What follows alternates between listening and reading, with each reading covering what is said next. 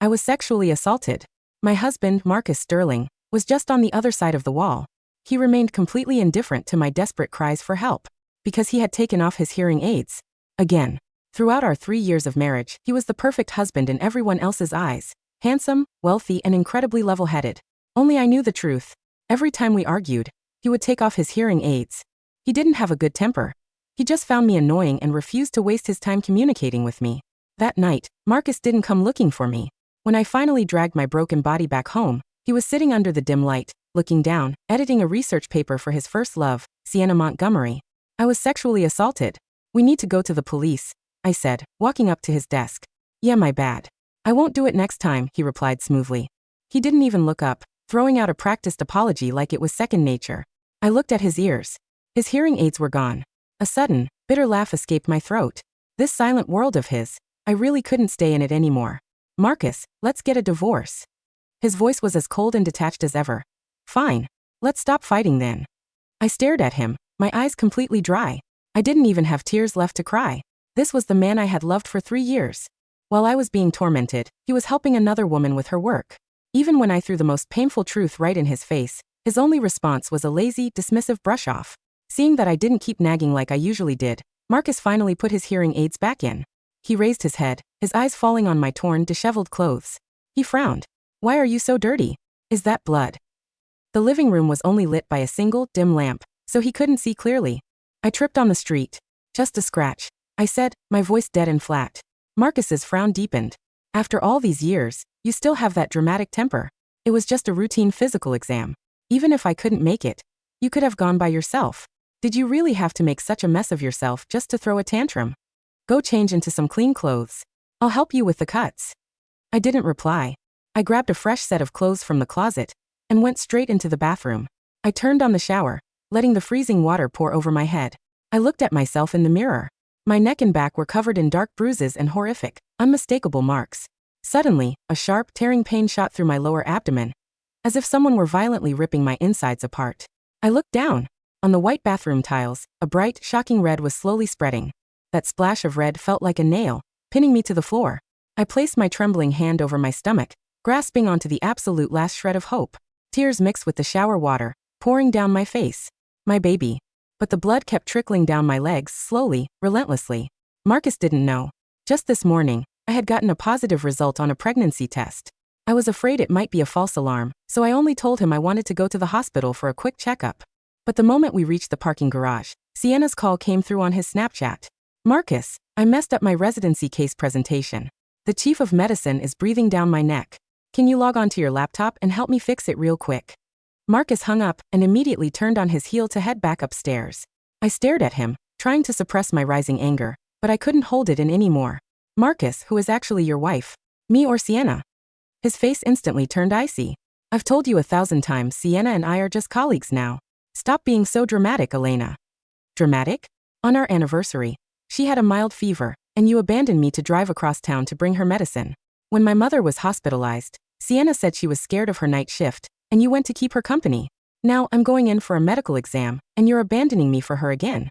Who is the one being dramatic here?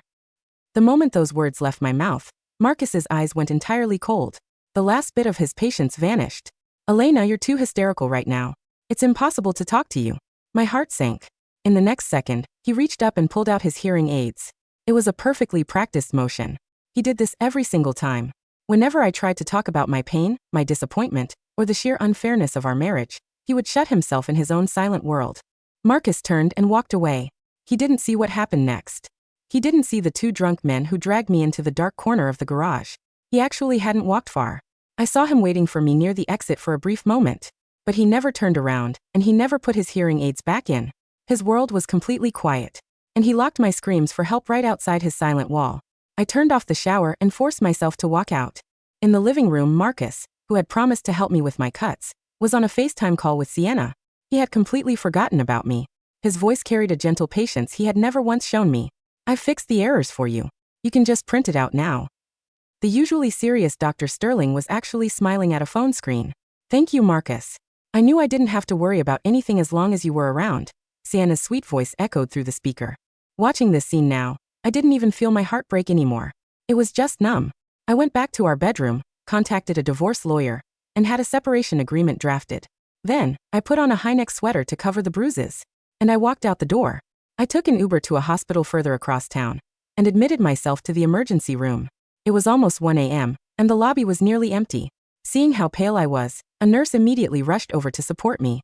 "Sweetheart, where is your family? Is anyone here with you?" I thought of Marcus. He was probably still enjoying the sounds of the night with his hearing aids on. I opened my mouth, but my throat felt like it was clogged with cotton. "I'm alone. No one is coming." The nurse gave me a look of pure pity and helped me into the exam room. "Let's get you checked out first." The ultrasound room was freezing. When the cold probe pressed down on my abdomen, the pain made my fingers curl tightly. The doctor stared at the screen for a few seconds and sighed. "The embryo is unstable. I'm so sorry, but you've miscarried." I couldn't process it. "What?" She pulled off her gloves. "You need a DNC procedure immediately to prevent infection." My brain went entirely numb. A loud ringing filled my ears, and I couldn't hear anything else. The nurse handed me a consent form. "Elena, where is the baby's father? We need a signature from a spouse or family member for the procedure." I looked down at the blank line for emergency contact/spouse.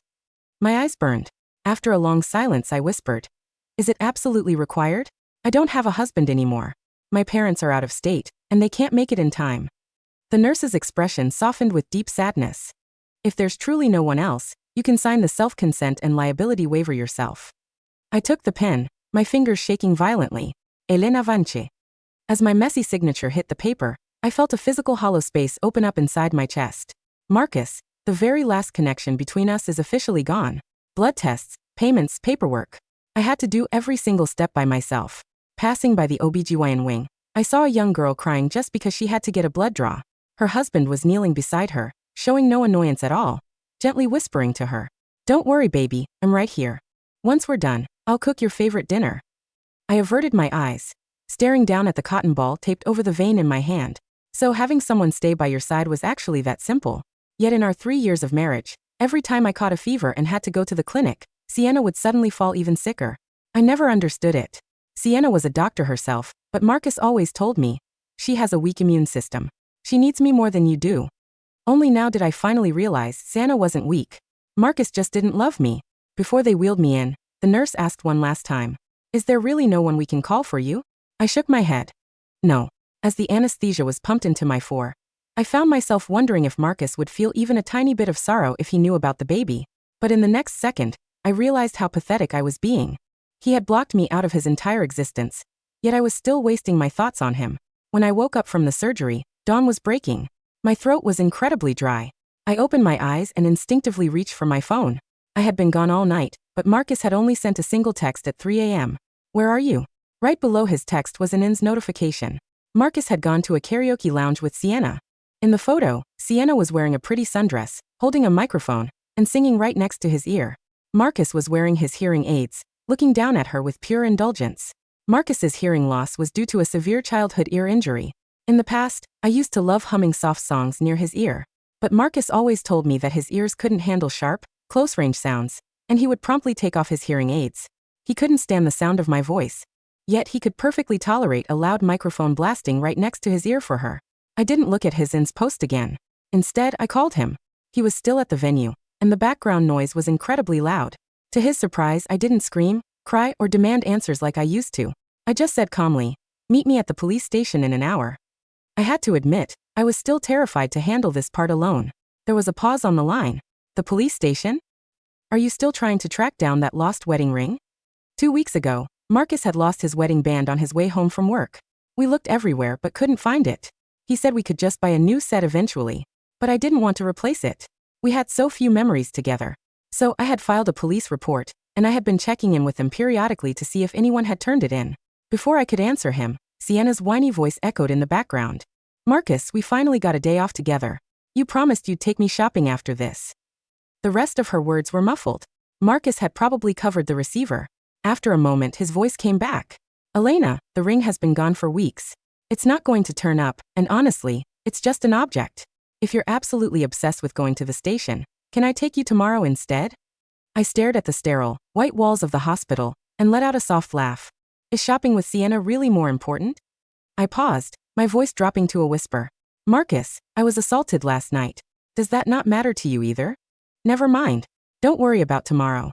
Just meet me at the law firm so we can sign the divorce papers. Silence fell over the line.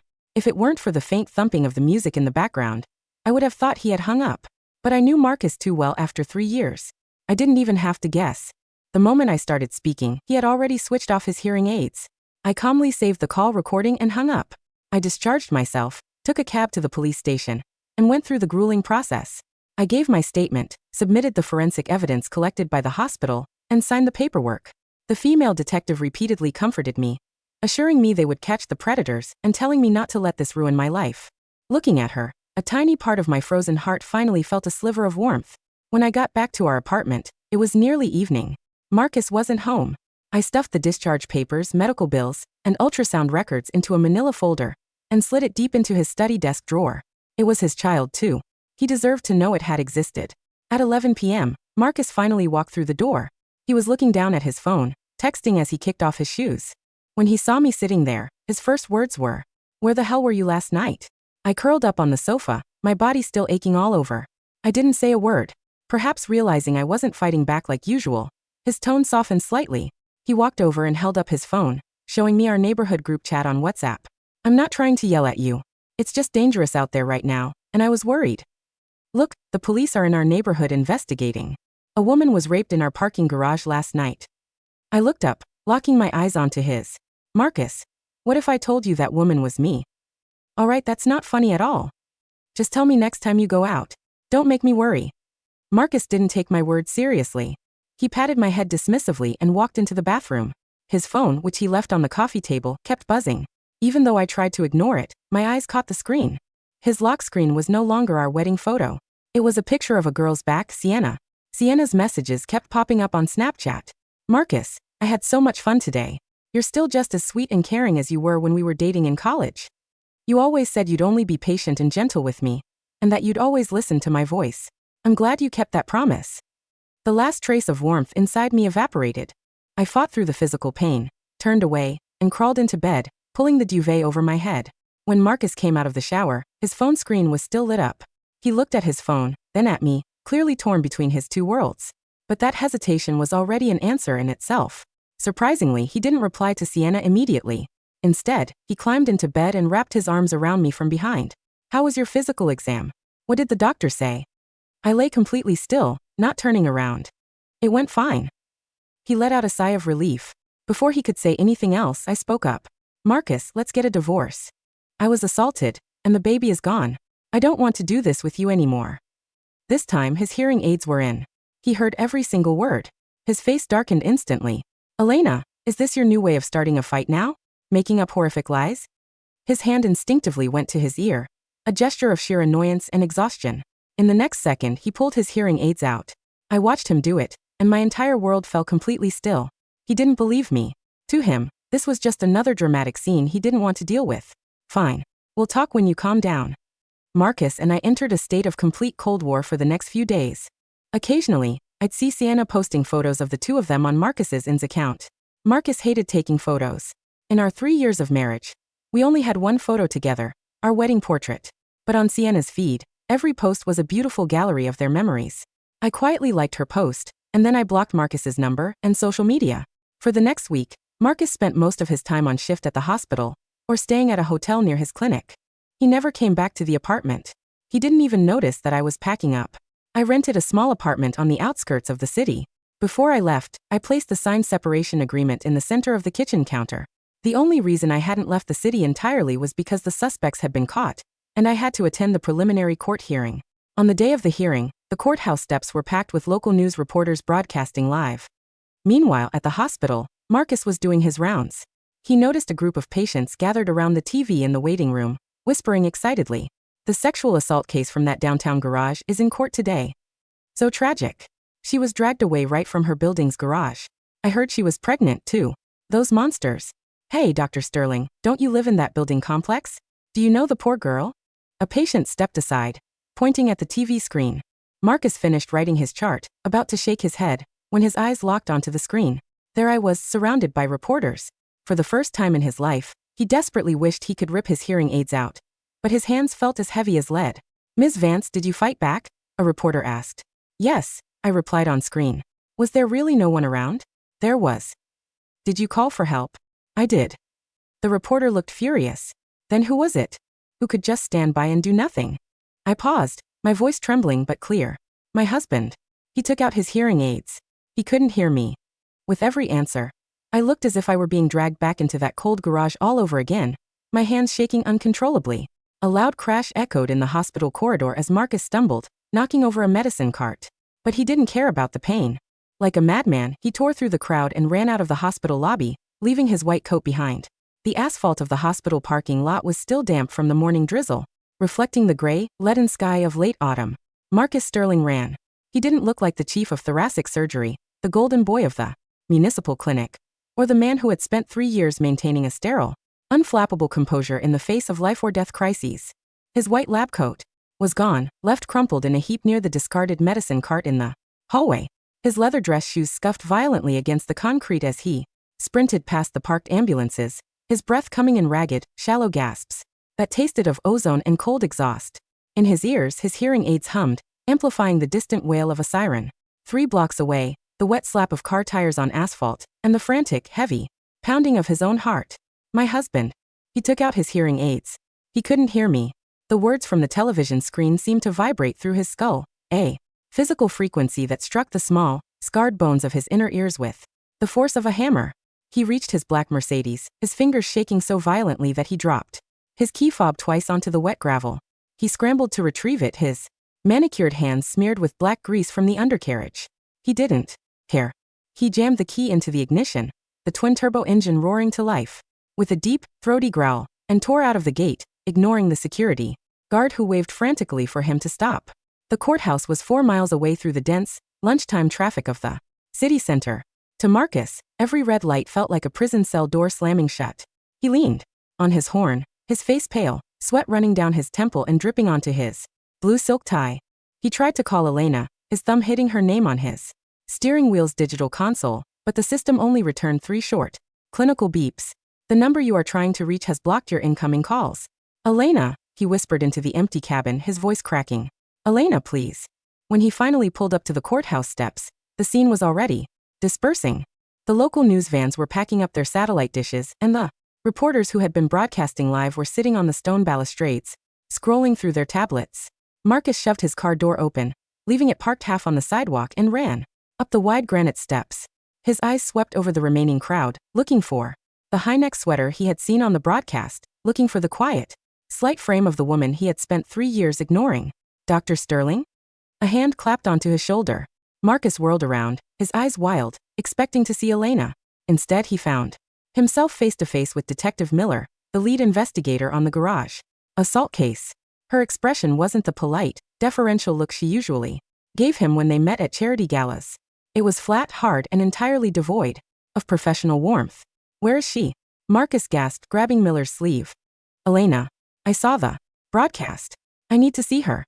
Detective Miller slowly reached down and peeled Marcus's fingers off her coat.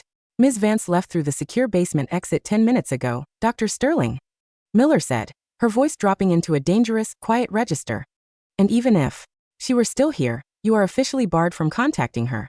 The court issued an emergency protective order as part of the separation filing this morning. She filed? Marcus's knees felt hollow, the weight of his entire body suddenly shifting to his heels. She did, Miller said, looking at him with a quiet, clinical disgust that made Marcus feel smaller than the dirt on his shoes. And frankly, doctor, if the state prosecutor can find a way to charge you with criminal negligence for what you did in that garage, I'll be the first one to sign the warrant. Now get out of my way. She stepped past him, her heavy leather boots clicking rhythmically on the granite steps, leaving Marcus standing alone under the gray sky, surrounded by the dry, dead leaves of a New York autumn. The Sterling apartment on the 19th floor was silent. It was the same silence Marcus had spent 3 years cultivating, the clean, uncluttered quietness he always returned to after a 12-hour shift in the noisy operating rooms. But as he unlocked the double doors and stepped into the foyer, the air inside felt different. It smelled of lemon polish, floor wax, and nothing else.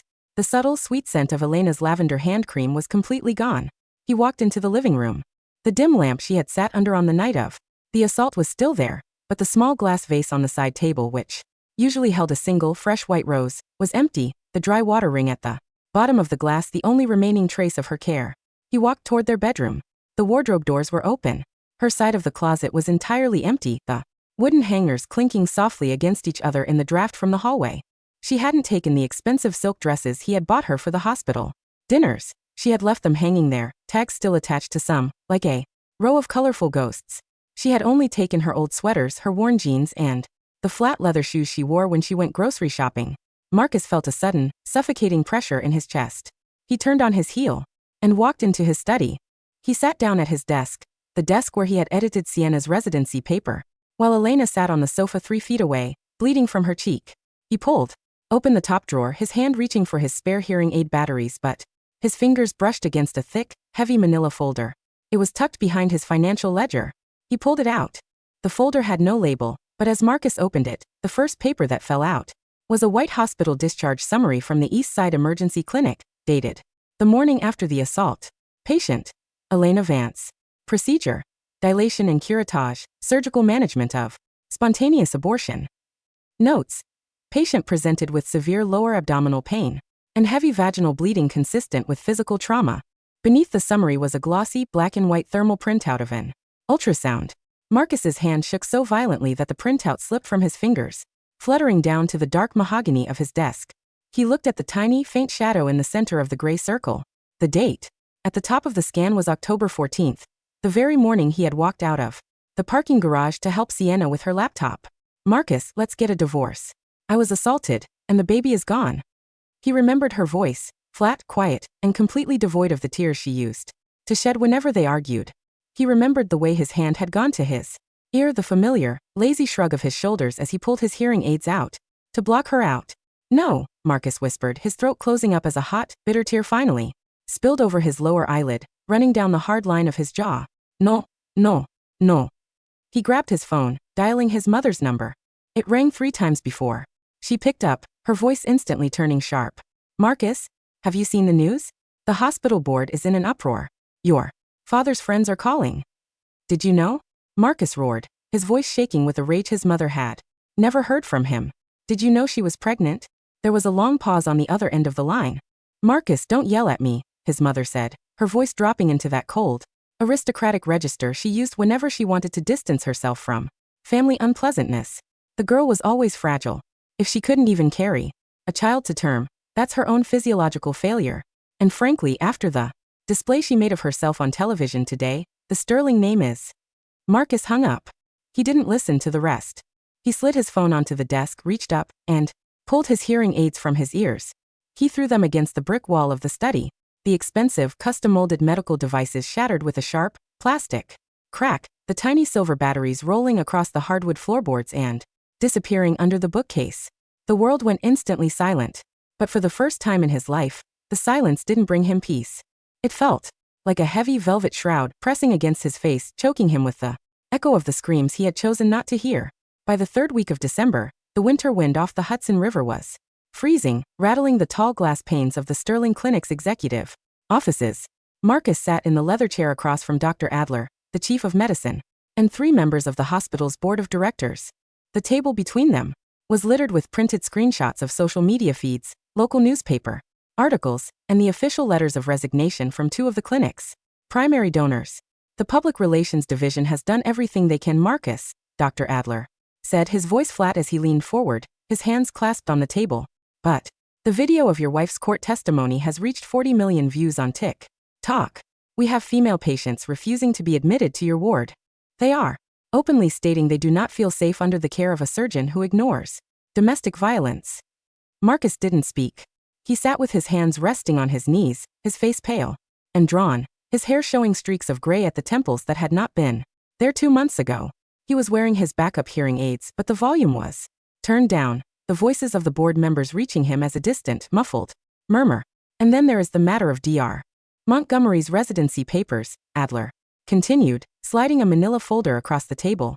Our internal ethics committee conducted a review of the publications you co-signed with her over the last 2 years. The data in 3 of the clinical trials was entirely fabricated, Marcus. And according to the digital logs, the files were uploaded from your personal laptop. Marcus looked at the folder.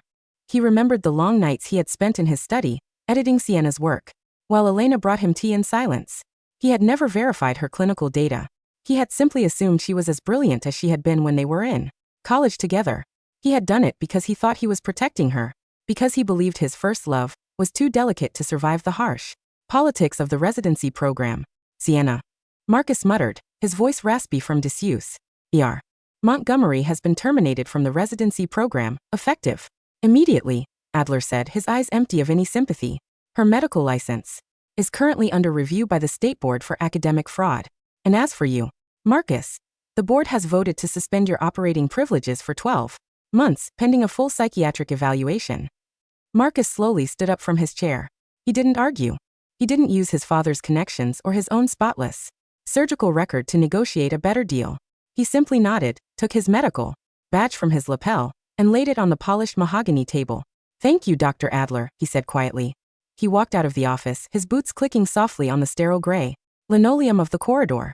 As he reached the lobby, he saw Sienna standing near the security desk, her coat open, her face covered in running mascara as she argued with the guards who were escorting her out. When she saw Marcus, her eyes lit up with a sudden desperate hope. Marcus, she screamed, running toward him and grabbing his arms. Marcus, you have to tell them. The papers. You were the one who approved them. You promised you would take care of me. You said. Marcus slowly pulled his arms from her grip. He looked at her face, the wide, tearful eyes that had once seemed so tragic and beautiful to him. Now looking at her, he only felt a deep, sickening wave of nausea. I kept my promise to you, Sienna, Marcus said, his voice completely flat, his eyes empty. But I broke my wife. And in doing so, I broke myself. He walked past her, out into the freezing rain of the street, leaving her screaming his name behind him. The preliminary trial of the two men who had assaulted Elena in the garage concluded on a Tuesday morning in late January. The courtroom was quiet, the heavy wood paneling absorbing the low murmurs of the legal teams as the judge delivered the maximum sentence, 14 years in the state penitentiary, with no option for parole until the 8th year. Elena sat at the prosecution table, wearing a simple gray coat, her hair pulled back in a neat, professional knot. She looked thinner than she had during their marriage, but her skin had a healthy, warm glow, and the dark circles that had permanently shaded her eyes for 3 years were completely gone. She stood up as the court adjourned, turning to thank the state prosecutor and Detective Miller. From the back row of the gallery, Marcus watched her. He had sat in the same corner during every session of the 3-week trial, never speaking, never trying to approach her, simply sitting there in his worn wool coat, watching her move through the courtroom with a quiet, steady grace he had never allowed himself to appreciate. As the gallery cleared, Elena finally turned her head. Her eyes met his. For a second, Marcus's breath caught in his throat. He took a half-step forward, his hands reaching out instinctively toward the wooden barrier between them. Wanted to tell her about his suspension. He wanted to tell her he had sold the apartment. He wanted to tell her he had destroyed his relationship with his family. He wanted to beg her for a single, 60-second window to apologize. But Elena didn't look angry. She didn't look hurt or triumphant. She looked at him with the polite, brief indifference of a woman looking at a stranger on a subway platform. She offered a slight, formal nod of her head, the kind of nod one gives to a passing acquaintance. And then she turned her back to him, walking out of the double doors of the courtroom into the bright winter sun. The heavy wooden doors clicked shut behind her, leaving Marcus alone in the dim, empty gallery. The silence of the room settled over his shoulders like gray ash. 6 months later, the spring in Boston arrived with a sudden, warm breeze that brought the scent of cherry blossoms and wet brick off the Charles River. I sat at the small wooden table on the balcony of my new apartment in the South, and, sipping a cup of chamomile tea. On the table lay my new business card. Elena Vance, creative director, Beacon Design Studio. It was a small, independent firm, but the work-study hours were regular, the staff was kind, and my salary was enough to cover the rent of this sunlit studio, and the small garden boxes of lavender and mint I had planted on the railing. My phone, sitting on the wood beside my tea, buzzed with an incoming text from my lawyer. The final divorce decree has been recorded, Elena. The assets from the sale of the New York apartment have been transferred to your trust. You are officially free. I looked at the text for a long moment, then smiled, a genuine warm feeling that reached my eyes. I didn't feel a rush of triumphant joy. I just felt light, like a piece of dry wood that had finally been pulled from a dark, muddy river and allowed to dry in the sun. The intercom buzzed. I walked into the kitchen and pressed the button. Yes. Elena. A voice said through the speaker. It was raspy, thin, and carrying a heavy, trembling fatigue that I recognized instantly. Marcus was standing at the iron gate of the building. I stood in the center of my warm, clean kitchen, looking at the sunlight streaming through the window, highlighting the dust motes dancing in the air. I didn't feel my heart rate spike. I didn't feel the sudden, icy panic that used to seize me whenever he raised his voice. I pressed the release button. Come up, Marcus. When the elevator doors opened, Marcus looked like a ghost from a different life. His expensive tailored suits were gone, replaced by a simple, slightly faded linen shirt and dark trousers. He had lost at least 20 pounds, his cheekbones sharp, his eyes sunken and bloodshot behind his wire-rimmed glasses. He wasn't wearing his hearing aids. The small, flesh-colored molds were missing from his outer ears, leaving only the small, pink scars of his childhood injury exposed. He stopped 3 feet from my door, his hands hanging limp at his sides. Elena, he said, his voice flat and monotone, the typical cadence of a hard-of-hearing person who could no longer monitor their own volume. I bought your address from the private locator. I know I shouldn't be here. Why are you here, Marcus? I asked quietly, leaning against the doorframe. I wanted to show you, he said, reaching into his pocket and pulling out a small, velvet jewelry case. He opened it, revealing the lost wedding ring, the one he had claimed was gone forever. I found it. It was in Sienna's car, under the passenger seat. She had taken it from our bathroom during her shift 2 weeks before the assault. He looked at the small platinum band, his eyes watery. I was a fool, Elena, he whispered, his shoulders tensing as a sob finally broke through his voice. I lived in my own silent cage because I was too arrogant to admit I was afraid of the noise. I thought by keeping you at a distance I was keeping my life perfect. But I only succeeded in letting them tear you apart. He fell to his knees on the carpet of the hallway, his head dropping onto his knees. Please, he sobbed, his hands reaching out to grab the hem of my sweater, but he stopped a millimeter before touching the wool, his fingers curling back into his palms. I'll do anything. I'll move to Boston. I'll work as a clinic nurse. I'll never put my hearing aids in again. I will live in your silence forever. Just don't look at me like a stranger. I looked down at him. I remembered when I was 22, kneeling outside his parents' gate in the cold rain, crying because I thought his silence was my fault. I remembered the 3 years I had spent whispering songs near his ear, hoping he would turn his head and smile. But that girl was gone. She had died in a freezing bathroom on a Tuesday night, while the shower water ran red. Marcus, I said gently, my voice calm, level, and entirely devoid of the anger he had expected. My world isn't silent anymore. Marcus looked up, his face covered in tears, his lips trembling. What? For 3 years, I thought the static in my head was my own hysteria, I said, looking out the hallway window at the blue Boston sky. But since I left you, the static has stopped. I can hear the wind in the trees. I can hear the sound of the trains. I can hear the voices of the people who actually love me. I reached down, took the small velvet case from his hand, and gently closed it, sliding it back into his linen shirt pocket. Go home, Marcus, I said. Put your hearing aids back in, and learn to listen to the silence you built.